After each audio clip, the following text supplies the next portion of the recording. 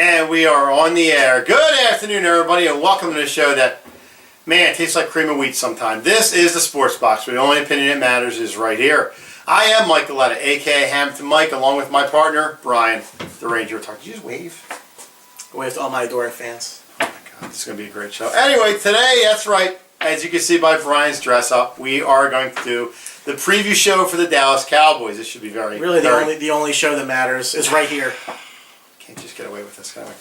Anyway, Brian, stat you about the Dallas Cowboys. Let's go. You want me to stat myself? Stat yourself. Go ahead, stat yourself. Myself. Dallas Cowboys, 13-3. Oh, God. First place in the NFC East last year.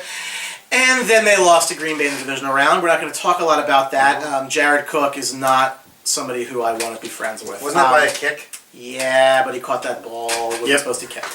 Offensively, 5th overall in the NFL, 2nd on the ground, 2nd only to the Buffalo Bills, 23rd through the air, 5th most points scored per game.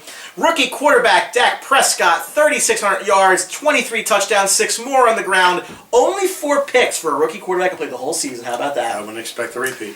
Running back, you may have heard of Ezekiel Elliott, 1,600 yards, 15 touchdowns. Wide receivers were interesting. So Dez Bryant only played in 13 games, had 8 touchdowns. The leading receiver yardage-wise was Cole Beasley, 833 and 5 touchdowns. Defensively, I think it was kind of a bit of a misnomer. They finished 14th overall thanks to the #1 rushing defense in the NFL. 26th against the pass, no bueno. 5th in points against. They tried to address their pass rush, which they know is a weakness of this team. Drafted defensive end Taco Charlton out of Michigan, 28th overall.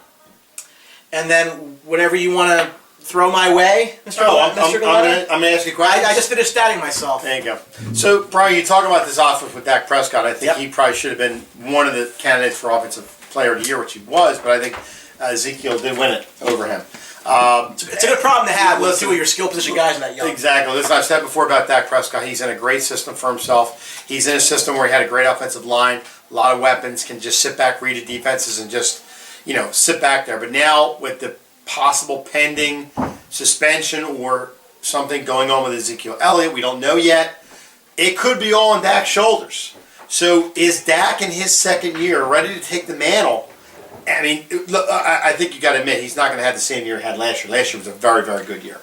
I think he could have something similar, but I don't think he's going to be at that high. But my question was, do you think Dak Prescott is going to be fine this year? Do I think it's going to be fine? I think it's going to be average. I do agree that he had a very, very good year last year. But you have to remember, Dallas ran the ball more than any other team in the league last year as a percentage of plays. Yep. So they do their best to kind of shelter him. And if you look at maybe, why Dez didn't have the yardage, they don't really throw down the field that much. No.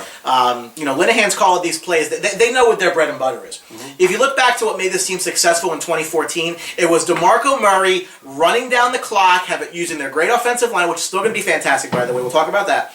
And keeping the other team's offense off the field because their defense struggles. Yeah. So to me, it just depends what you ask Dak to do. If you ask Dak to be Aaron Rodgers, you're going to go 4-12. Mm-hmm. But if you ask him to do what makes him good, I think they're going to be just fine. Yeah, I think you might have to get Dez a little bit more involved in the offense, but that's going to be determined. But anyway, with Dez Bryant back there, Terrence Williams and Cole Beasley, I think they're fine at wide receiver. The aging Jason Witten still keeps getting it done. It's fine. But I've heard a lot coming out of camp in this first game preseason, but their offensive line issues. Now, you got a new guy in Collins in there, new guy in, I believe, Cooper is in there for the first time. So you got some guys interchangeable, and like all offensive lines, you're going to get used to it. Do you think this offensive line is going to struggle this year to get that chemistry and get it halfway during the year, or they're just going to just flow right into it and be fine? I think if the offensive line is a problem, the wheel's going to fall off this thing pretty quickly. That is the strength of their team, bar none. Yeah. That's 2 big losses. Yeah. Well, so Doug Free retired. They moved Lyle Collins from left guard over to right tackle, and then Jonathan Cooper was a free agent. They brought him in to play left guard next to Tyron Smith. Yep. I'm not concerned about this offensive line whatsoever. I mean, you talk about the preseason. You think guys really care? I mean, you think Tyron Smith and Travis Frederick and Zach Martin are concerned about their spots on the team? Yeah. No, these are all pro guys. Everything's going to be perfectly fine. Their offensive line is the best in the league, and that's the least of my concerns. I don't see. To me, I mean, Jonathan Cooper having, he's 27, his fourth team in the league. I mean, yeah, the guy's been around. That's a slight bit of concern. But everybody forgets, Lyle Collins was supposed to be a top 10 pick in his draft team. Yeah. Okay? And the reason that he fell was because some off-field questions that ended up being nothing. The Cowboys got him for nothing. Unbelievable. I mean, listen. Yeah. 4 out of those 5 guys could be all pros. Cooper will figure it out. We go over to the defensive side of the ball where the Cowboys have struggled the past couple of years with that, namely their secondary. You look at the line, you talk about DeMarcus Lawrence, Tyrone Crawford, Malik Collins. I think they'll be fine defensive line-wise. And linebackers, hopefully Sean Lee can stay healthy this year, which has always been a backbreaker. They drafted Taco Charlton this year to fill the void at the end when he's ready to step in there. I think I don't know if he's going to start the season, but I think he's going to get some plays. My question to you is the secondary. You talk about Byron Jones, Jeff Heath, Orlando Scandrick, and then behind him you're either going to have Anthony Brown or Jordan Lewis. So how do you think that's going to shake out in the way of the secondary? So, I think that they know that secondary and passes are the weakness of the teams. I think if you really look at what holds this team back, that's really where it is. Of the 9 picks they made in the draft, 4 of them were secondary, and 3 more were defensive line. So they know 7 out of 9 picks to address their defense. They know what their weakness is. Nolan Carroll is concerning to me. A lot of Eagles fans are going to know what Nolan Carroll provides you, and it ain't a whole hell of a lot. A lot of stink. Yeah, Scandrick I'm very comfortable with, but they did lose a lot of guys in the offseason, but I don't really think any of them were these overwhelming losses like, oh my God, what are we going to do? I'm really looking to see about Chidobe Awuzie out of camp. I think he's a guy who could have been a late first-round pick or even a high second that fell to them in the second round. Really, you'll remember... Drew Pearson loves that name. Drew Pearson is a big fan of Chidobe Awuzie. And Jordan Lewis, too. These are guys that, second and third round picks that Dallas put into the secondary. It's always the secondary in Dallas, right? It's always. Going back to the Romo, the height of Tony Romo, the secondary was always a problem. To me, did they lose players? Yes. Are they irreplaceable? Absolutely not. So I'm okay with what I see there. The pass rush is of concern to me. I want to see Taco Charlton earn a starting role because again, DeMarcus Lawrence is DeMarcus Lawrence, and I like Crawford, but Crawford's Crawford. But their linebackers are fine. It's the pass rush in the secondary, which are probably 2 of the more important positions. Obviously, I want to see these kids grab that brass ring and take some spots. Frankly, I love Byron Jones. So okay, we look at the schedule for Dallas, and we briefly looked it over before we actually got on the air, and we talked about. If, for whatever reason, this Ezekiel Elliott thing, if Ezekiel does get 6 games, which I don't think, if there's some things have happened, I don't think he's going to get 6 games. I don't think it's going to be reduced.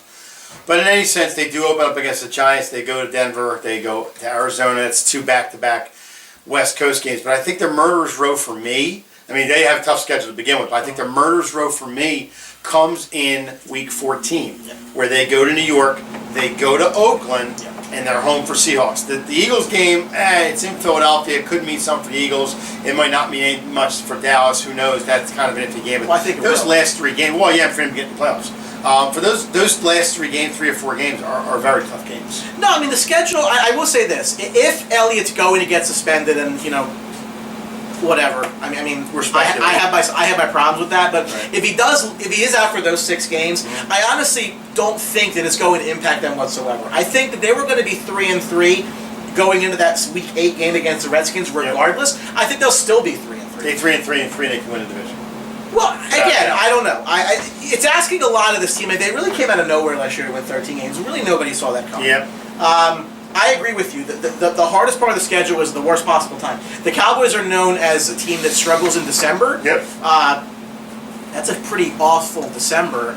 Especially when you go play in Oakland, the black hole. They do have Kansas City here where they don't have to go to Kansas City. But you are going to Atlanta, which is tough to play, in New York, which is tough. The spots to take away games in are very tough to play. It is not an advantageous schedule at all. And it shouldn't be. They made the playoffs last year. They were one of the best teams in the league last year. But again, they're going to have to, put some wins in their pocket early. Yep. Because if they go 1-2 in that stretch, that's a win.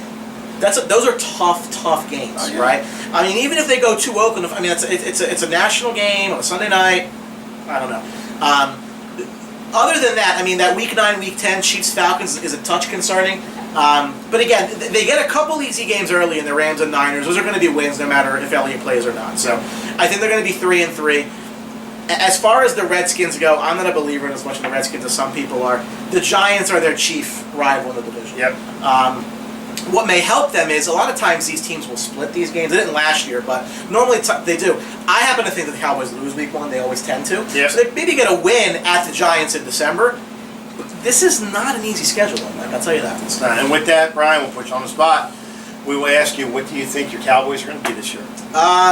Given the schedule and everything else, I think their absolute ceiling is 10 wins. I don't see anything higher than that. If you honestly want to put me in the truth, I think they're going to be 9-7. And to be honest, with as loaded as the NFC is this year, I don't think they make the playoffs. I think the Giants win the division. I've thought that for a while. I love what the Giants did in the offseason.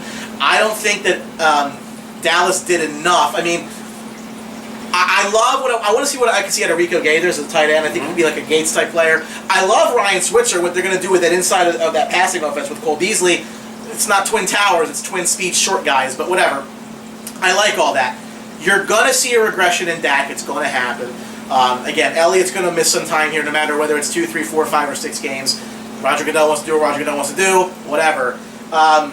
I think they struggle. I think they're a 9-10 win team, and I think if they get in the playoffs, it's going to be as a wild card. And I don't think they're going to really do a whole lot if they get there. I think they're a 9-win team. I look at their defense, and I'm not really overly enthused by it. Again, I love their offensive line, and they're going to run very, very well. But again, they got Denver, Arizona, they got Green Bay, they got Atlanta, they got Kansas City, they got the Raiders. These are not games like, whoa, we're going to win these games. Tough games. They are. I think they're a 9-7 team, maybe 10-6, but I don't think that 9 wins is going to win this NFC East. And if some people do, I don't see that. Giants are going to be fine. Could the Cowboys get a wild card? I don't know. I think it depends on what happens in the NFC South and what happens in the NFC West. Yeah. I don't know. I don't see it. Be very interesting. I don't see it this year for them. We'll see. I just. What do you think? I mean, as far as I know, you're a guy that believes a lot in quarterback sophomore slumps. Yeah, it's a matter of you take a small step or a big step back. And just a matter of what I'm hearing of the offensive line doesn't look good for Dak. But in the same sense, you never know. It's preseason. That could all change. That would all level out. I think about 10 wins is right, 10 or 11. I think if everything falls right, they could get to 11. Will they? I don't know. This whole thing comes down with Ezekiel. He's a big part of the offense.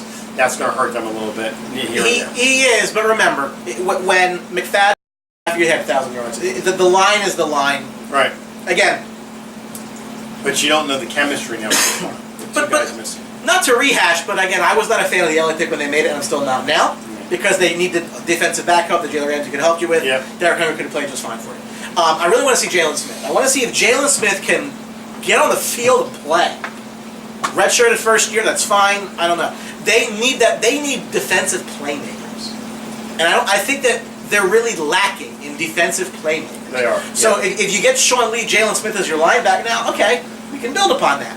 I don't know. Let's put it this way: they don't have the offense to turn to a New Orleans Saints team. And throw the ball and win like that. And if you ask Dak to do that, I think you're not going to be happy with the results. Right. So again, they're going to be a clock. Their goal is to be a clock control team. Mm-hmm. They want to keep your offense off the field because they know their defense will suck. And that's what Ezekiel does best. He wears teams down. He does, but I think that while he's gone, given their opponents, the outcome's going to be the same. They did get Ronnie Hillman in there. They did. They did. And don't forget Alfred Morris. What I'm saying is they got guys that some of the parts can. Right. You're not going to have You're not going to have first team All Pro, backups. No. But again, the whole thing to me centers around Prescott. I mean, I still have my doubts. I do. And it's we'll see. 9-7.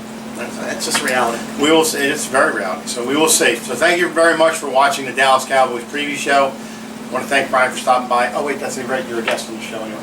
I live here. Yeah, you're always here. Well, please don't say you live here. Anyway, thank you for watching. You can always get us on social media if you need to. Absolutely. If you want to see more of my face, talk about the Dallas Cowboys, make sure you subscribe to the Sports Box on YouTube. Make sure you like us on Facebook and Twitter, both at Sports Box Show. We really do appreciate it. And hopefully we're talking about the Cowboys in the playoffs. Or maybe not. Actually, I want you to live here. You take care of my kids. Yeah, no. I try. Please don't put your kids on. Thank you very much for watching. And remember, at the Sports Box, the only opinion that matters. Oh, it's right here. Is it still right here? Yeah. That might be 9-7, but it's still right here. We don't pay taxes on it, do we? We don't. No, it's free. There you go. See you. This episode of the Sports Box is brought to you by Mic'd Up Entertainment and DJ Mike Velarde. For all of your event planning needs, make sure you contact Mike at 609-864-5925 and tell him that you saw him on the Sports Box. 1, 2, 3. Don't forget to subscribe.